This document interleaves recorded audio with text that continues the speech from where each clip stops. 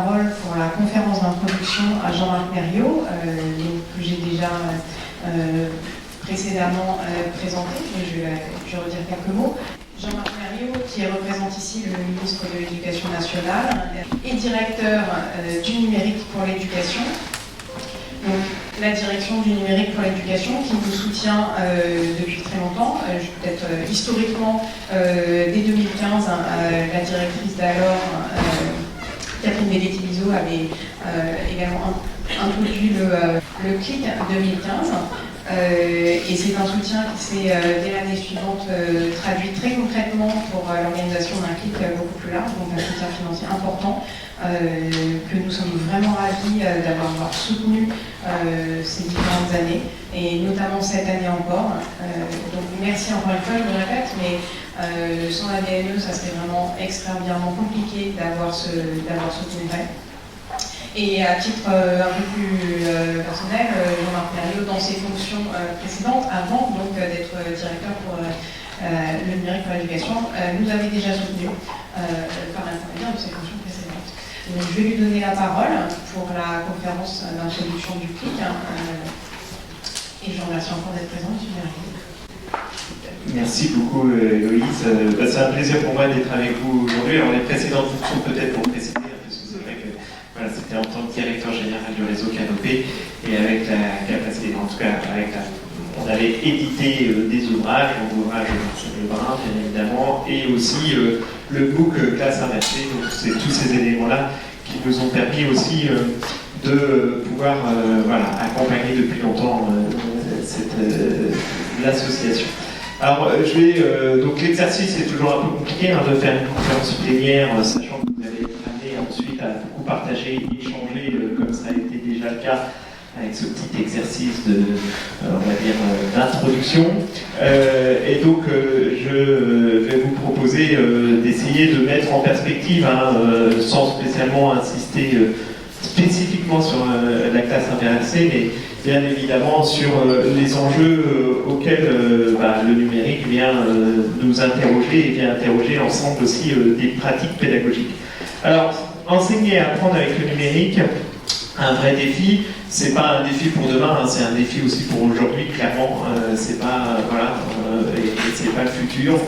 C'est notre quotidien et il faut bien l'intégrer aussi comme tel.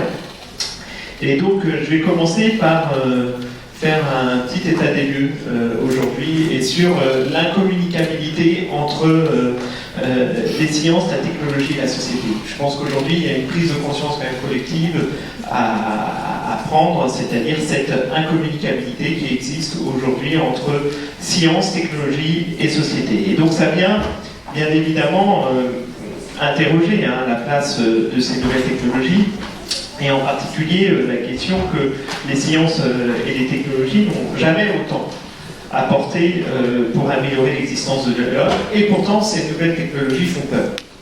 Et là-dessus, c'est une donnée bien évidemment à intégrer, c'est une donnée à intégrer aussi bien évidemment quand on parle de pédagogie.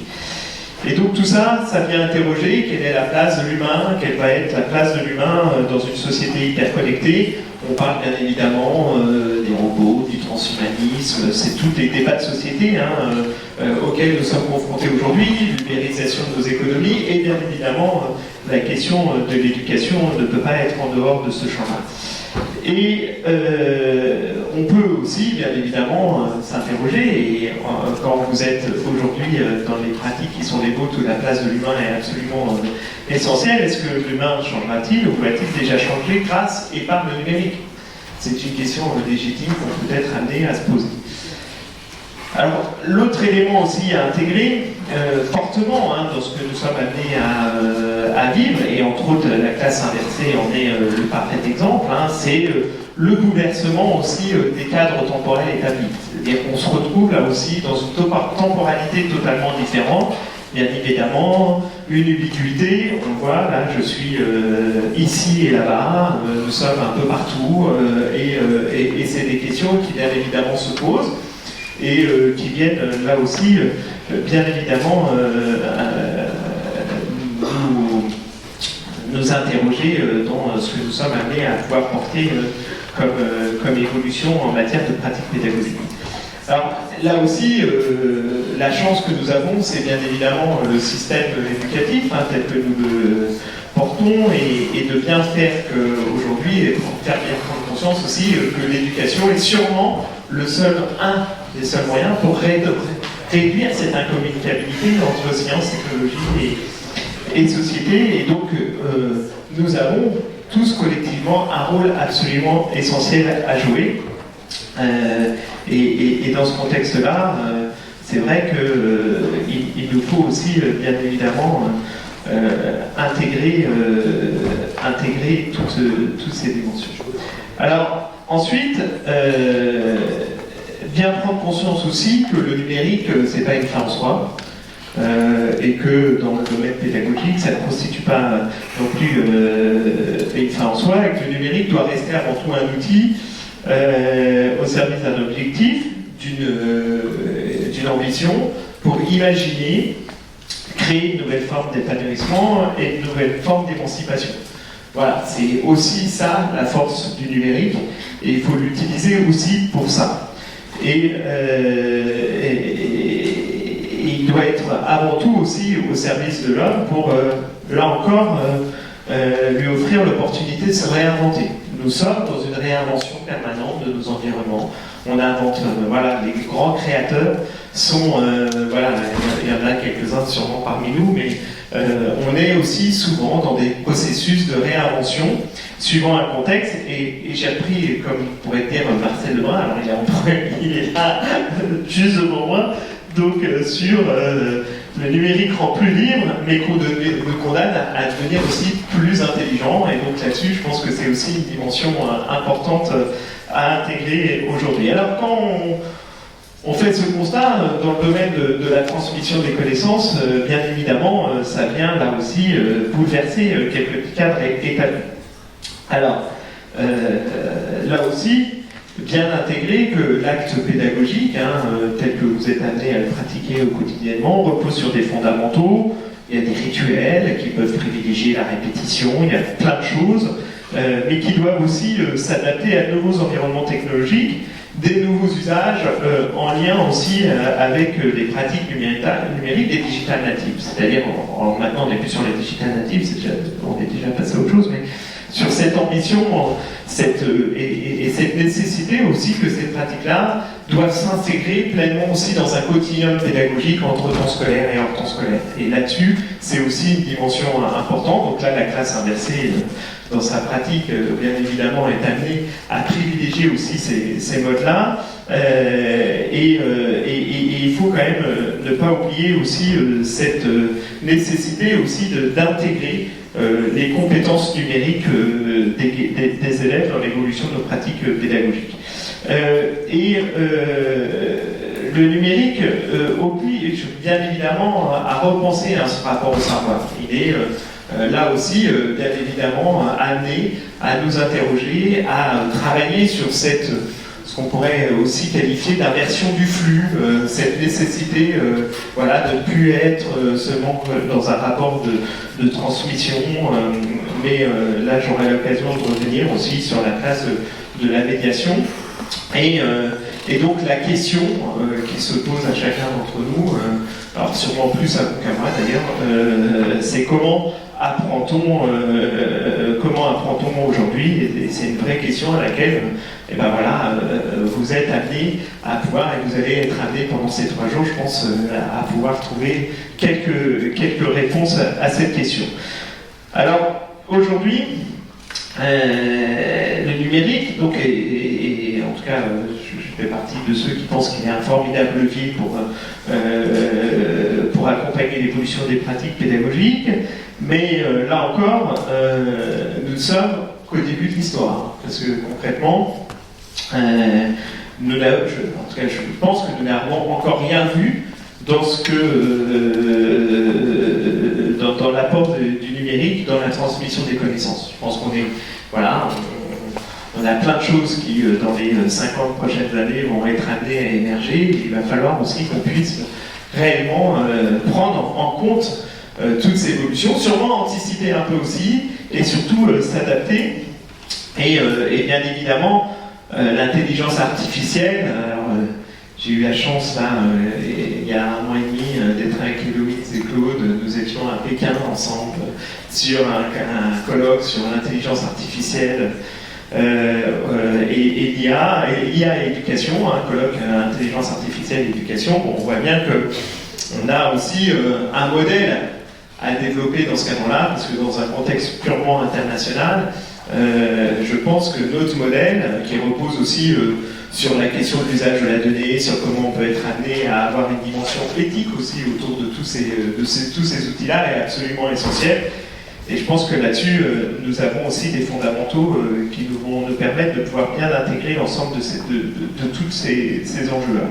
Alors si on prend la question de l'intelligence artificielle, quand même, aujourd'hui, l'intelligence artificielle, elle sait faire quoi? Elle sait comprendre ce qu'on lui demande, s'exprimer correctement, répondre à des questions. Bon, alors, tout le monde a pu être amené à tester, soit Siri, soit voilà. C'est des choses où vous posez une question, on vous répond, on est amené à... c'est ce qu'on appelle l'intelligence artificielle fait, d'accord, puisque cette intelligence artificielle fait ne sait pas encore assimiler le sens du langage. Et donc ça, il faut bien aussi l'intégrer, mais là aussi prendre conscience que demain le défi du langage, en lien avec les outils d'intelligence artificielle, il sera relevé. Il va mettre peut-être 20, 30, 40, 50 années, mais concrètement, ça sera un défi qui sera relevé par l'intelligence artificielle, et donc les relations en machine risquent fortement, en tout cas risquent de transcender aussi, hein. Et on va être amené aussi à intégrer aussi ces dimensions-là. Alors dès à présent, on voit bien que dans les dispositifs tels qu'on les connaît, l'adaptive learning, on peut faire déjà la prédiction de réussite d'élèves, on peut être amené à faire la différenciation des apprentissages, on peut faire beaucoup de choses avec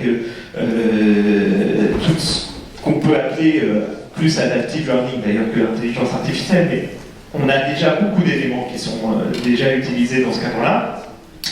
Et on voit aussi ce que ça peut bien évidemment apporter dans le cadre de la réussite des élèves, de mieux accompagner chaque élève suivant ses spécificités. Mais là aussi, prendre et faire, en tout cas faire prendre conscience que le langage tel que nous pratiquons aujourd'hui est indissociable de l'acte pédagogique, et donc demain, cette intelligence artificielle que là on appelle forte, hein, celle qui intégrera les enjeux du langage, et sera aussi pleinement intégrée en tout cas aura sûrement et sera aussi au cœur des nouvelles formes d'apprentissage. Alors bon, je ne cache pas qu'on n'en est pas encore là, ça prendra un peu de temps, mais c'est des éléments aussi dans des enjeux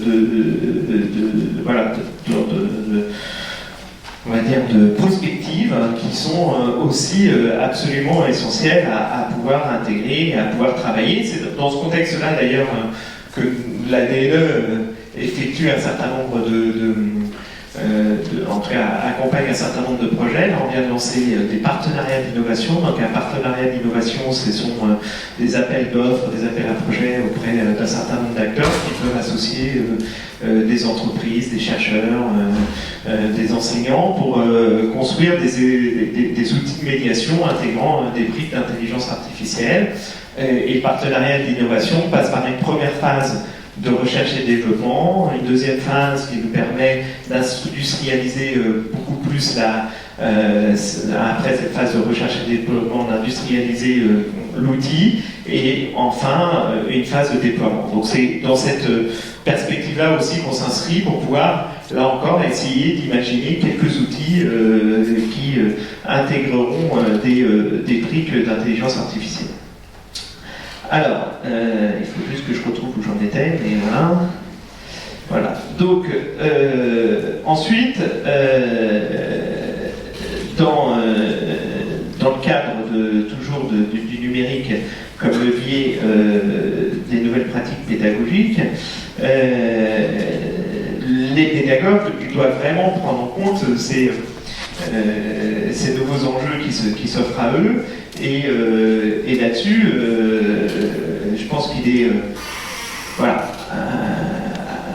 important, même si nous en avons tous, ou en tout cas nous sommes tous persuadés de tout ça, que les pédagogues ne seront pas remplacés par des machines, par des robots, des algorithmes, mais qu'il y a une nécessité à ce qu'ils interrogent, à ce qu'ils comprennent, à ce qu'ils s'adaptent, et surtout de bien prendre conscience que les nouvelles technologies vont aussi là vont renforcer le savoir-faire de l'enseignant. Et je pense que là-dessus, c'est aussi une dimension importante, c'est que on va avoir ce savoir-faire-là va être renforcé et du coup, l'enseignement augmenté, hein, comme on pourrait l'appeler, devra accompagner le mouvement en intégrant des compétences complémentaires qui dépassent celles associées à la transmission, pardon, et qui renforceront aussi celles attachées à la médiation. C'est-à-dire, voilà, donc comment on est bien évidemment amené à pouvoir, là encore, intégrer de nouvelles compétences. Et du coup, la posture aussi du médiateur devient un enjeu essentiel pour l'enseignant, la médiation étant un élément de réassurance pour l'éducation dans un monde en pleine mutation technologique. Et cette médiation, elle renforce la place de l'humain et doit garantir réellement le collectif. Elle permet de répondre mieux aux attentes des usagers, mieux répondre aux attentes des élèves, et du coup le médiateur devient un réel tiers de confiance aussi, hein, dans ce cadre et dans cet environnement technologique, et le médiateur vient réellement aussi interroger toutes ces évolutions technologiques. Donc on est bien aussi dans cet enjeu-là de pouvoir vraiment faire que le pédagogue va devoir aussi être en mesure de vraiment interroger l'ensemble de l'apport de ces nouvelles technologies. Et l'objectif, c'est qu'on doit aussi chercher à réellement développer ce qu'on pourrait appeler des catalyseurs collectivistes ou encore des curateurs dans des communautés d'apprentissage. La notion même de curation prend aussi une place absolument essentielle. Alors, là encore, hein, avec le numérique, il y a aussi nécessité à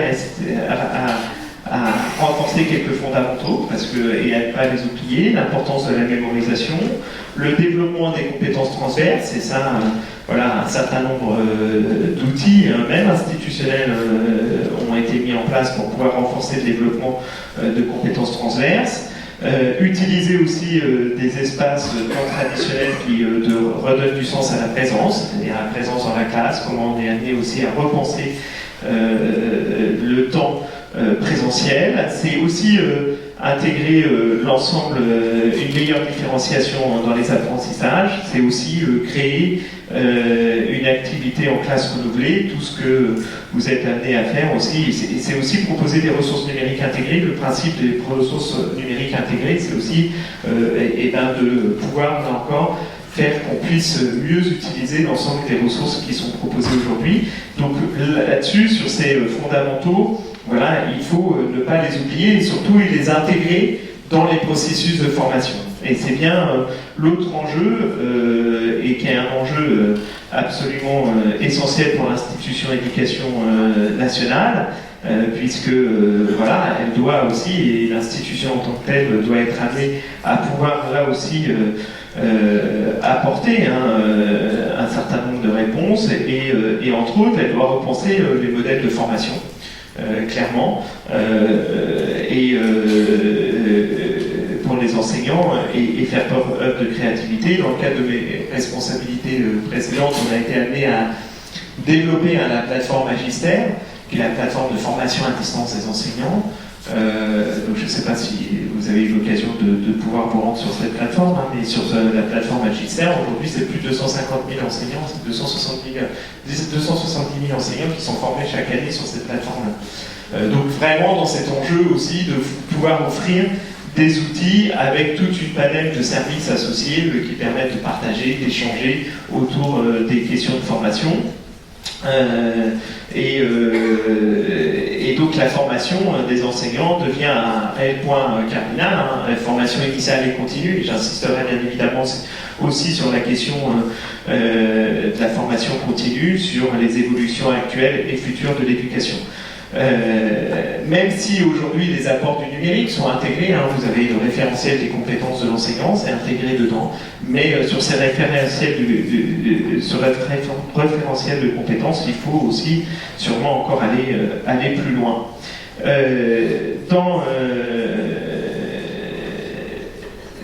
Là aussi, en matière en tout cas comment l'institution doit aussi intégrer tous ces enjeux autour du numérique. La révolution à laquelle doit faire face l'éducation nationale n'est pas tant une révolution numérique à forte connotation technologique, mais bien un changement de paradigme sur la formation initiale et continue des personnels. Et là, on voit bien, hein, à travers l'évolution aussi des SP en ISP, on a des évolutions qui sont absolument majeures, entre autres dans le lien avec la recherche. On voit bien qu'aujourd'hui, dans le cadre de la formation initiale, on doit être amené à pouvoir intégrer des dispositifs de formation totalement différents. Alors là aussi, je souhaite revenir sur un autre élément qu'il faut accompagner, puisque la liberté pédagogique de l'enseignant, et je pense que ça c'est aussi dans le contexte international quelque chose qui nous est souvent oublié, la liberté pédagogique des enseignants doit rester un fondement de notre système éducatif et on doit conforter cette liberté et faire qu'elle puisse se convertir en nouvelles formes de créativité, d'innovation pédagogique.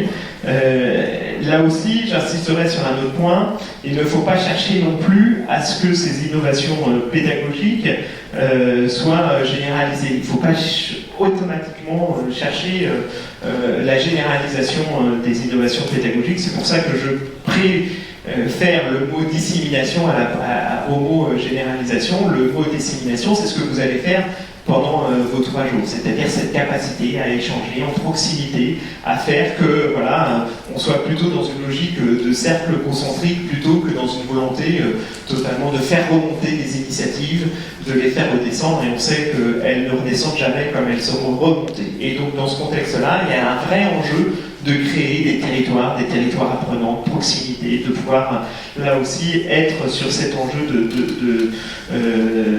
donc non à la généralisation, oui à la dissémination, parce que ça doit reposer aussi bien évidemment sur ces pratiques et sur l'échange des pratiques. Alors, la question d'expérimentation, et ça a été rappelé par Héloïse aussi en introduction, hein, doit constituer aussi le cœur. On peut dire qu'on a toujours fait de l'expérimentation, c'est pas une dimension nouvelle dans notre système éducatif, mais il faut là encore sûrement offrir d'autres bases d'expérimentation, en tout cas offrir un autre environnement. Et il apparaît vraiment essentiel, plus que jamais, justement pour répondre à tout ce que nous vivons, et il apparaît essentiel de structurer une telle démarche avec la capacité de mobiliser des équipes de recherche, des pédagogues, des spécialistes, mais aussi des spécialistes des organisations dans les territoires, parce que je reviendrai sur cette dimension de l'organisation, elle me semble aussi absolument essentielle quand on parle d'éducation et de numérique. C'est par exemple un axe de travail très fort du CESEN aujourd'hui, cette question de l'expérimentation. Donc le CESEN, c'est le conseil scientifique auprès du ministre de l'Éducation nationale.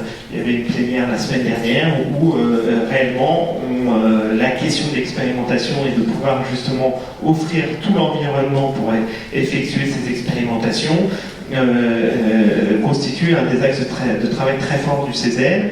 Et puis dans les projets, on peut citer quelques projets tels que par exemple l'IFRAN.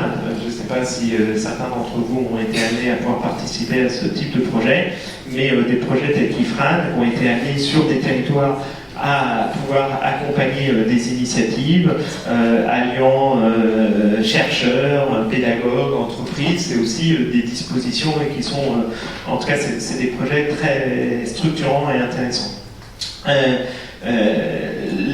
Tout ce que nous sommes amenés à vivre, là aussi, il y a une nécessité d'une prise de conscience collective, hein, et et tout ça ne va pas pouvoir se faire sans aussi une évolution des organisations scolaires. Je pense qu'il y a aussi une dimension très forte à prendre dans ce cadre-là. La question de la place des organisations scolaires est aussi absolument essentielle. Et là, toutes les organisations, qu'elles soient publiques ou privées, mutent pour prendre conscience des bouleversements liés au numérique. Et là-dessus, la question du travailler ensemble, comment travailler différemment ensemble, prend aussi une dimension toute différente. Les structures hiérarchisées, on sait que nous sommes dans un environnement assez hiérarchisé, quand même dans l'éducation nationale, n'ont plus leur place dans ce nouveau monde, et il faut qu'on soit amené aussi en matière d'organisation à mettre des dispositions beaucoup plus matricielles, des organisations beaucoup plus matricielles qui vont permettre d'allier horizontalité et verticalité. Donc tout ça, c'est des enjeux aussi en matière d'organisation qui sont absolument très fortes aujourd'hui à déployer. Et donc là-dessus, les organisations aujourd'hui, elles doivent offrir un cadre bienveillant, de donner le temps nécessaire pour faire que les enseignants développent leur créativité, produisent des outils, s'auto-forment, forment des collègues dans une relation de pair à pair. C'est aussi tout ça qu'on doit être amené à pouvoir offrir. On n'en est pas encore là, mais voilà, ça doit aussi s'intégrer dans l'évolution de notre organisation scolaire.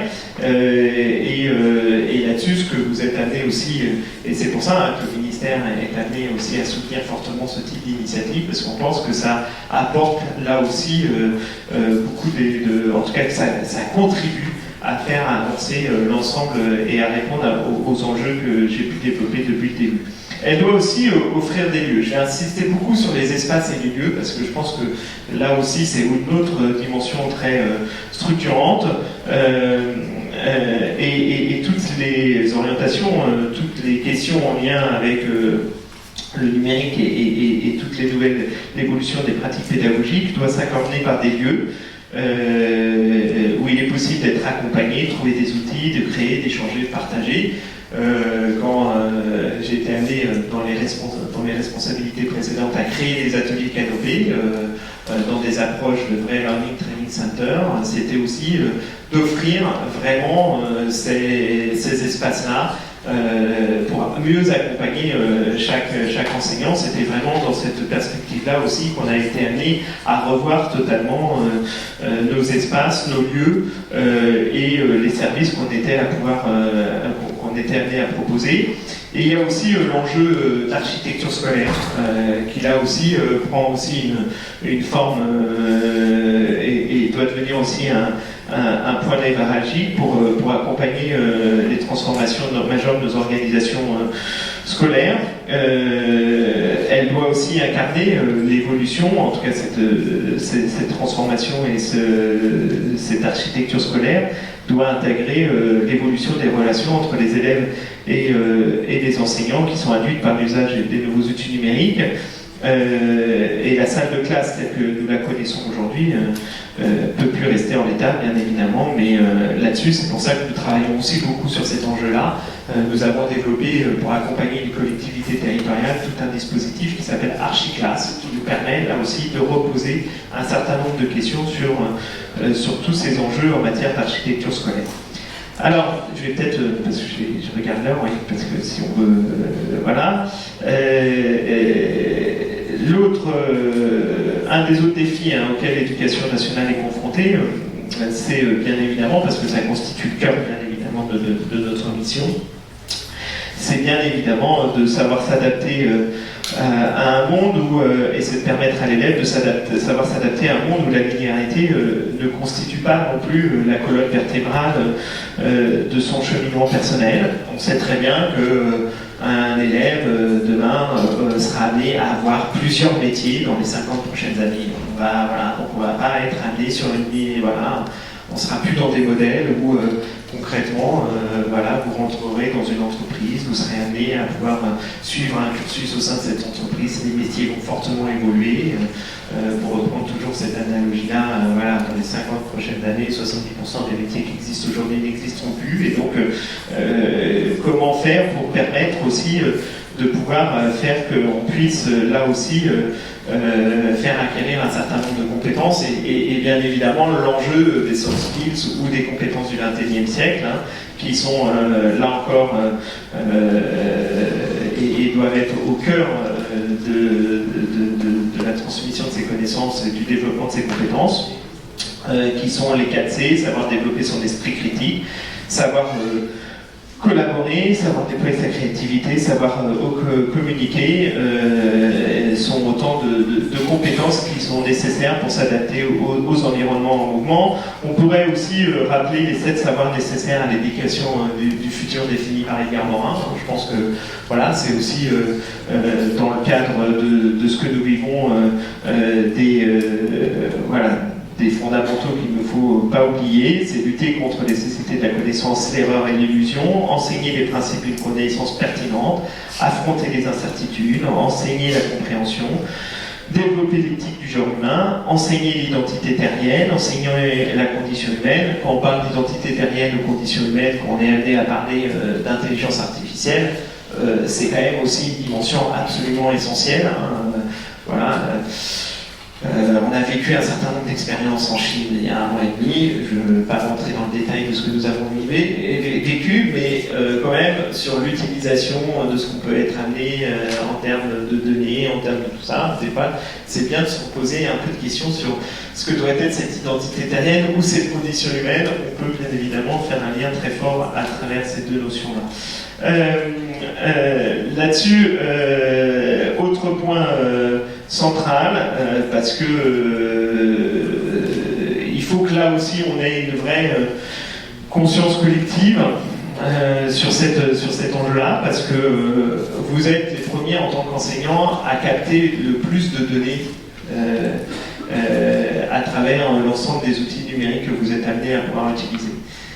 La question de la donnée devient absolument essentielle et centrale dans notre système éducatif demain. Si on n'a pas tous conscience de l'importance de cette donnée, on risque de faire de grosses bêtises. Et là-dessus, il faut qu'on soit en capacité réellement d'avoir une éducation à la donnée, de pouvoir se poser la question sur l'utilisation de cette donnée. Alors, on est beaucoup aidé. Je ne vais pas vous faire un cours sur le RGPD parce que ce n'est pas l'objectif, mais l'apport du RGPD, donc du Règlement général de la protection des données, est un apport essentiel dans la compréhension de ce qu'est la protection des données et faire bien prendre conscience que cette question autour de la donnée et du Règlement général de la protection des données repose sur des fondamentaux, liberté individuelle, et la loi de 78, qui était la loi informatique et liberté, telle que la France a été amenée à la porter. Et là-dessus, quand on est amené à parler de données et d'éducation, c'est aussi revenir sur nos fondamentaux, qui sont bien évidemment ces enjeux de liberté individuelle et cette capacité aussi à pouvoir intégrer tous ces enjeux-là en matière d'éducation. J'insiste beaucoup là-dessus parce que si on arrive réellement à prendre conscience de l'importance de cette donnée, qu'elle soit bien évidemment demain dans notre système éducatif, mais aussi dans notre vie quotidienne, nous serons amenés à pouvoir vraiment former nos nouveaux citoyens dans leur capacité à pouvoir vraiment vivre pleinement leur avenir et intégrer pleinement toutes ces dimensions-là. Voilà. Et donc là-dessus, et c'est pour ça que le ministère s'emploie réellement sur un enjeu autour de la protection de la donnée. Il faut qu'on soit en capacité, c'est un enjeu régalien, très fort aujourd'hui en matière de protection de données et de pouvoir protéger ces données. C'est notre responsabilité, on y travaille, mais au-delà de ça, il va falloir aussi défendre une certaine idée de la souveraineté pédagogique à l'ère du numérique. Je vous le dis tout de suite, c'est-à-dire que concrètement, il faut aussi qu'on soit en mesure de pouvoir prendre conscience qu'il y a un certain nombre d'acteurs, les données, à partir du moment où ils sont amenés à proposer un certain nombre d'outils gratuits, sont amenés à utiliser cette donnée à d'autres fins que à des fins purement pédagogiques. Si cette question-là vous intéresse, je vous conseille d'aller lire un rapport qui est donc un rapport de l'inspection générale dont j'ai été co-auteur, qui a été publié en février 2018 sur la place de la donnée numérique à caractère personnel au sein de l'éducation nationale. Vous pourrez voir par des exemples très concrets la question même de l'utilisation de cette donnée dans le cadre des enseignements, dans le cadre de la gestion de notre système scolaire. Et là-dessus, j'insiste un peu parce que je pense qu'il y a une vraie conscience collective à intégrer et que de toute manière, le numérique ne repose pas sur des individualités, mais il repose avant tout sur du collectif. Vous le vivez et vous allez le vivre pendant ces 3 jours, vous le vivez au quotidien aussi dans vos pratiques pédagogiques. Bien intégrer que tout ça, c'est du collectif et c'est pas de l'individualisme. Et donc notre responsabilité est absolument collective sur tous ces enjeux-là. Je vous remercie.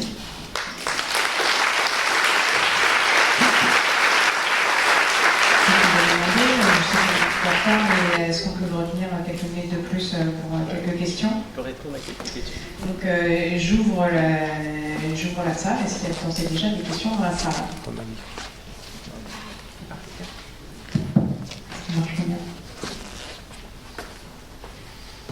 Aucune question? Vous êtes timide, dis donc. Non, mais je peux comprendre que le propos peut être un peu, un peu dense et un peu... Moi, j'ai déjà une première question. La question que j'ai envie de poser, c'est le comment. C'était une intervention qui était riche en idées. Vous avez mentionné le besoin d'intégrer de l'horizontalité dans une structure, le ministère de l'Éducation nationale, qui est historiquement plus verticale. C'est une vraie problématique. Concrètement, on fait comment? Alors concrètement, moi je pense qu'aujourd'hui, quand même, là où ça doit se passer, c'est dans l'établissement et dans l'établissement de proximité. C'est-à-dire là où on vit quotidiennement, où on est amené, et tout doit se passer quand même à la base aussi dans l'établissement. Et, voilà. Et donc il faut quand même une prise de conscience, en particulier des chefs d'établissement, quand on est dans le secondaire, mais aussi la place des directeurs d'école est absolument essentielle, dans cette capacité à pouvoir mobiliser toutes les énergies sur ces enjeux-là dans un cadre de proximité. Parce que ça ne se fera pas de manière totalement centralisée, c'est pas possible, c'est pas comme ça que ça marche. Donc il y a cette question de l'établissement de proximité, donc c'est aussi donner des outils sûrement en proximité, c'est créer des projets, mais ça doit rester aussi au plus près de la pratique pédagogique. Donc à nous de donner des outils pour permettre de favoriser ça, mais ça doit aussi relever bien évidemment de la formation des chefs d'établissement, de la formation des enseignants, et dans le cadre vraiment dans cet enjeu de proximité. Et je dirais aussi autre chose, c'est la question du territoire. C'est-à-dire que pour disséminer des bonnes pratiques et pour être dans cette logique de cercle concentrique, il faut travailler aussi réellement sur ces territoires apprenants.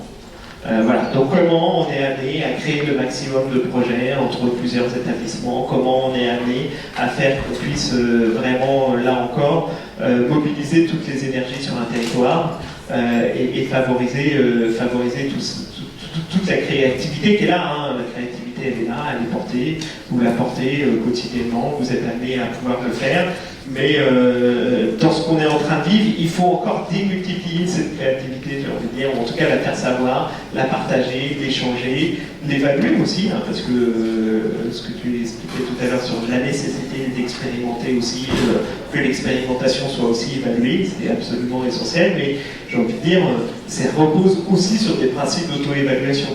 Pas spécialement penser à une évaluation qui pourrait se faire. Donc là-dessus, c'est tout ça qu'il faut mettre en place, c'est tous ces outils-là qu'il faut mettre en place. On commence, concrètement, il y a beaucoup de choses quand même qui sont amenées à être déployées. Quand je prends la plateforme Magister, l'intérêt de la plateforme Magister, c'est bien évidemment notamment l'approche hybride, c'est pas seulement la plateforme Magister, mais c'est aussi créer des communautés autour des contenus, autour des parcours de formation, c'est d'aller chercher la plateforme Magister, par exemple, quand on prenait la plateforme Magister, c'est pour beaucoup des parcours de formation faits en proximité, qui sont présentés dans la plateforme Magister. Il n'y a pas que des parcours de formation institutionnels, il y en a aussi. Et on voit bien que là, c'est cette nécessité de marier ces deux approches, de pouvoir répondre à des attentes de proximité, parce qu'il y en a, on sait la multitude de spécificités auxquelles est confrontée l'éducation nationale, et c'est bien ça auquel on doit être amené à répondre. Nous, à notre niveau, bien évidemment, les équipes de la BNE sont là aussi ce matin, et nous, à notre niveau, on doit être en capacité de pouvoir déployer un certain nombre d'outils, d'accompagner le développement d'un certain nombre d'outils, de développer bien évidemment ces enjeux éthiques autour de développer des outils pour l'esprit critique, pour faire plein de choses, donc de favoriser, d'écrire aussi des amendements, de participer à des écritures d'amendements sur faire qu'il y ait un certain nombre de choses qui puissent s'inscrire dans la loi. C'est tout ça qu'on est amené aussi à pouvoir privilégier dans le cadre de ce qu'on fait. Mais bien évidemment, cette approche matricielle, elle est absolument essentielle, c'est-à-dire que on pourra bien évidemment faire un certain nombre de choses, offrir un certain nombre de choses, mais ça ne sera pas suffisant. Voilà, c'est nécessaire mais pas suffisant. Est-ce qu'il y a moins de timides? Oui,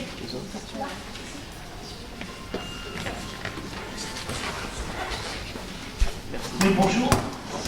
Est-ce que vous pouvez revenir de façon très concrète dans le cadre d'un rôle d'enseignant sur la notion que vous avez énoncée du médiateur et du curateur? Alors la question du médiateur, c'est là aussi d'avoir conscience que l'accès à la connaissance ne se fait plus de la même façon. C'est-à-dire que concrètement, l'élève a accès à une connaissance. Alors, est-ce qu'elle est bonne ou est-ce qu'elle n'est pas bonne? C'est une question. Et bien du coup, l'enseignant n'est plus dans seulement la transmission de la connaissance, il est là pour faire prendre conscience à l'élève que peut-être que la connaissance qu'il a été captée et qu'il a été amené à aller chercher lui-même n'est pas la bonne connaissance. Et donc là-dessus, c'est pas tant je transmets, je suis un transmetteur de cette connaissance, plutôt qu'un médiateur pour pouvoir dire on va essayer de comprendre pourquoi cette connaissance, elle n'est pas spécialement la bonne. Et donc la curation repose aussi sur des principes, c'est d'aller chercher, de pouvoir aller chercher une multitude de connaissances, et pas seulement une seule connaissance, pour pouvoir faire que, là aussi, on renforce cet enjeu de voir que la connaissance ne repose pas que sur un seul vecteur, qu'elle est aujourd'hui portée par plein de vecteurs différents, et donc la curation, ça repose aussi beaucoup sur la notion de partage, c'est-à-dire vous-même, en tant qu'enseignant, vous allez identifier des pratiques, et la curation, vous allez identifier parce que vous êtes un expert quand même de la pédagogie, vous êtes amené à avoir développé des pratiques propres, à avoir développé, et du coup ça, si vous le réfléchissez, si vous le mettez en forme, si vous le contextualisez, si vous le partagez, si vous le valorisez, vous allez devenir un curateur aussi de pratiques pédagogiques. Donc c'est tout ça aujourd'hui qu'il faut aussi, parce que c'est vrai que peut-être que c'est aussi revenir à quelques, je vais pas dire on revient à l'école d'après-guerre où on avait l'enseignant au cœur du village, mais c'est des nouvelles formes en fin de compte. C'est comment on replace aussi l'enseignant dans ces environnements-là, qui sont des environnements qui ne sont plus le cœur du village. Non, c'est bon, qui ne sont plus le cœur du village, mais qui sont bien évidemment d'autres espaces d'apprentissage. Mais ça repose quand même sur des bases très très proches. Je crois qu'il y avait une autre question. Hop. Non, ah oui, là, je sais pas. D'accord. Je vous avais pas vu, excusez-moi. Bonjour, je vous remercie de toutes ces informations que vous avez eues, c'est vachement enrichissant, mais je m'interroge sur le plan éthique. Comment allons-nous connaître les spécificités de chacun pour mettre en place la méthode adaptative learning? Y a-t-il pas une intrusion dans la vie intime de chacun, de ses opinions politiques, J'ai essayé Magistère, je trouvais que c'est une plateforme formidable pour la formation. J'ai travaillé mon orthographe et je me suis rendu compte dans les phrases qui étaient proposées presque une façon de connaître nos opinions politiques. Enfin, ça reste mon ressenti personnel. Oui. Mais non, mais vous soulevez une question qui est essentielle. Hein. C'est-à-dire que justement, c'est pour ça que j'insiste beaucoup sur cette question de la donnée, parce que l'adaptative learning, tous les algorithmes divers et variés ne peuvent reposer que sur la donnée. Sans donnée, tout ça ne marchera pas. D'accord ? La donnée, elle peut prendre plusieurs formes. Elle peut être en lien avec des données personnelles. Et donc là, on revient sur les questions que vous posez, c'est-à-dire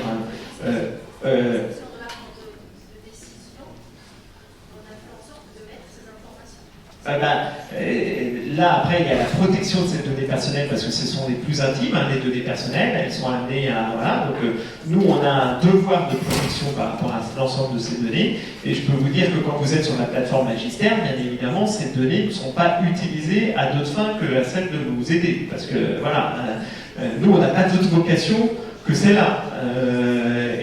Et là, on est dans une approche très éthique de l'utilisation et on a un DPD, un délégué à la protection des données au niveau du ministère qui veille réellement à ce que tout ça soit respecté.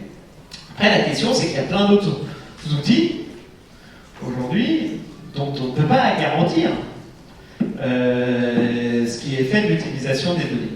Je distingue bien aussi la question de la donnée personnelle, donc qui est très liée à ce que vous êtes, et ce qui peut relever aussi des traces d'apprentissage, qui constituent aussi de la donnée.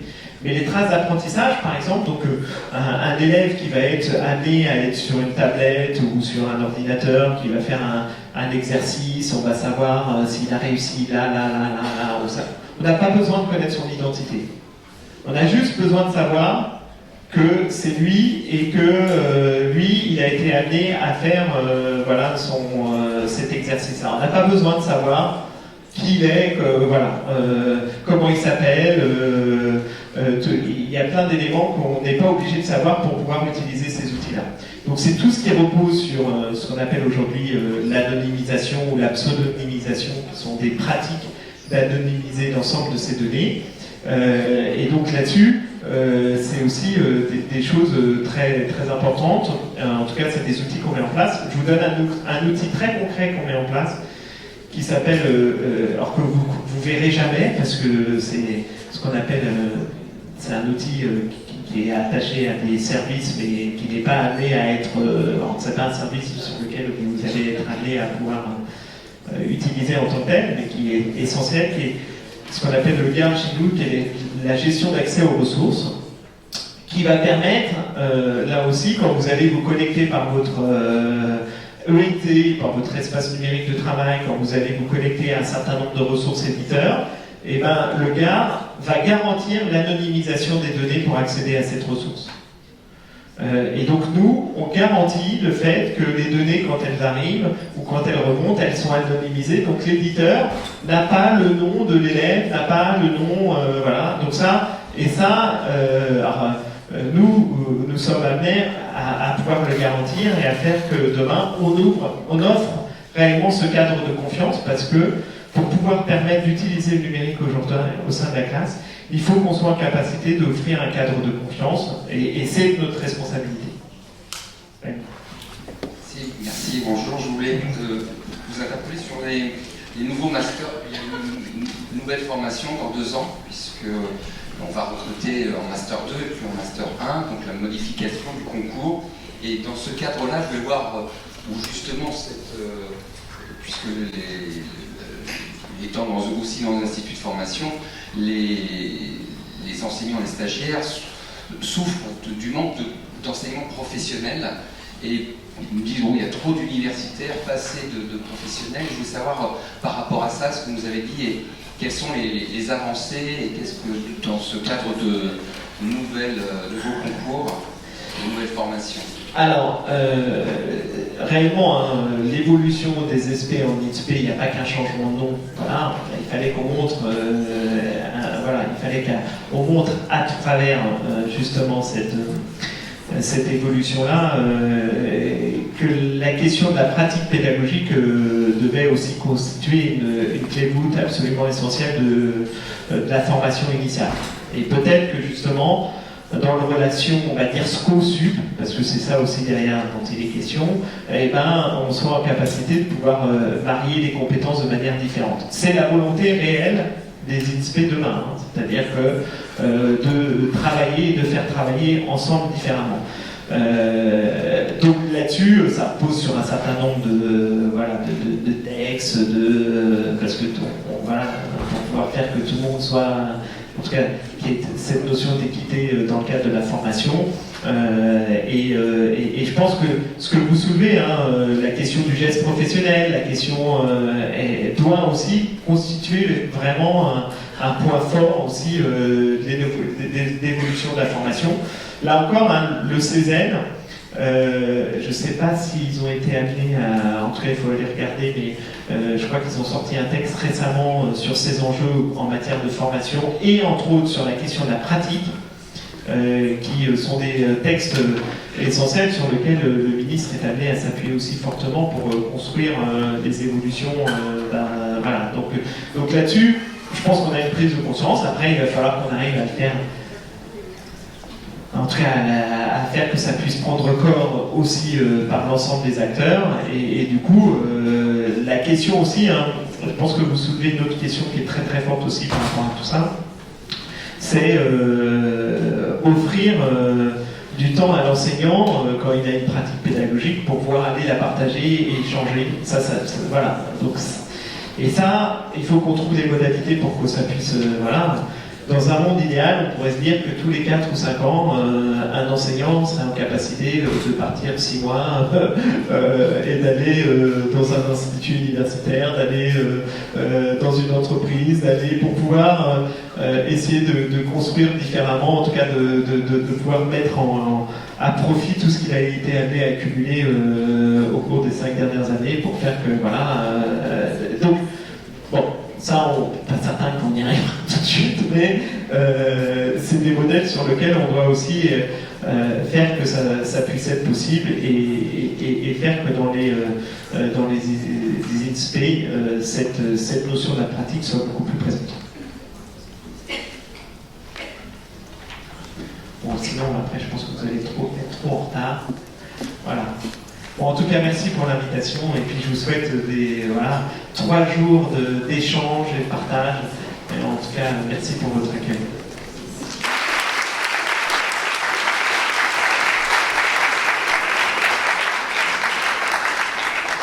Encore merci pour votre soutien, encore merci d'avoir fait le déplacement et puis merci pour votre invitation. Et je vais passer la parole à Michael Bertrand qui va nous donner quelques informations pratiques. Alors, je sais qu'on est en retard, mais on va résoudre tout ça. Michael va résoudre tout ça. Il s'avance. Bonjour à tous. Alors, quelques éléments au nom de l'équipe d'organisation, des éléments d'organisation très très concrets. On a vu qu'il y a des valises qui commencent à traîner un petit peu partout, puisque la salle 107 qui doit accueillir vos bagages n'était pas encore totalement ouverte. Donc là, à partir de cette sortie, vous allez pouvoir commencer à la rejoindre. Elle va être au premier étage dans le bâtiment juste en face de l'accueil et donc vous allez pouvoir déposer vos bagages. En termes de localisation des lieux, alors on est dans l'amphithéâtre 15. En fait, si vous êtes ici normalement, c'est parce que vous avez vu sur votre badge, il y a le numéro de l'amphi. Il y a ensuite un amphi 25 où on est censé nous entendre en ce moment et ce sera vos places pour les conférences plénières sur l'ensemble des 3 jours. Ensuite, vous allez avoir toute une série d'ateliers qui vont commencer d'ici 5 minutes. Ces ateliers, en fait, vont être au premier étage, juste derrière nous, et donc tout va être sur 2 couloirs au même étage. Donc on a des conditions d'accueil assez pratiques. Et ensuite, le dernier lieu à repérer, c'est celui qui est tout en dessous ici, c'est le patio. Le patio sur lequel vous retrouvez les stands de nos partenaires, mais également dans lequel vous retrouvez le stand d'Inversion la classe, il y a un stand pour renouveler votre adhésion, si ça n'a pas été fait, ou également pour pouvoir venir discuter un petit peu des prochains projets qui vont être portés par l'association et pourquoi pas vous impliquer à l'intérieur de ces projets. Et donc ensuite, on vous rappelle qu'on va commencer là maintenant les ateliers. Alors on a 20 minutes de retard. Ce qu'on va faire, c'est qu'on va grignoter 5 minutes sur la pause café, c'est-à-dire que là on se dirige tous vers les ateliers. On a une première série d'ateliers, puis on a une pause café qu'on va réduire de 5 minutes. On fera la deuxième série d'ateliers et ensuite on prendra 15 minutes sur la pause déjeuner à midi. Voilà, pour le rattrapage de ces 20 minutes. Pour vous repérer également, alors vous allez avoir des affiches un petit peu partout. Vous avez l'accueil qui va rester ouvert là où on vous a remis votre badge quasiment en continu pendant le congrès. Donc si jamais à un moment donné vous êtes perdu, vous cherchez quelque chose, n'hésitez pas à rejoindre l'accueil. Je signale également que vous avez une petite application qui a été mise en place par Sébastien Franck, une application sur Glide qui vous permet d'avoir le programme en ligne et les différentes salles pour rejoindre vos ateliers. Et parmi ces ateliers, n'hésitez pas à aller faire un petit tour également parmi les ateliers proposés par les partenaires. On l'a dit en introduction, ces partenaires qui permettent aussi la réalisation de ce congrès, qui vont avoir des ateliers bien précis pour vous présenter leurs différentes solutions. Je crois qu'on a fait le tour. Merci à tout le monde, amusez-vous, apprenez et partagez. Bon clic!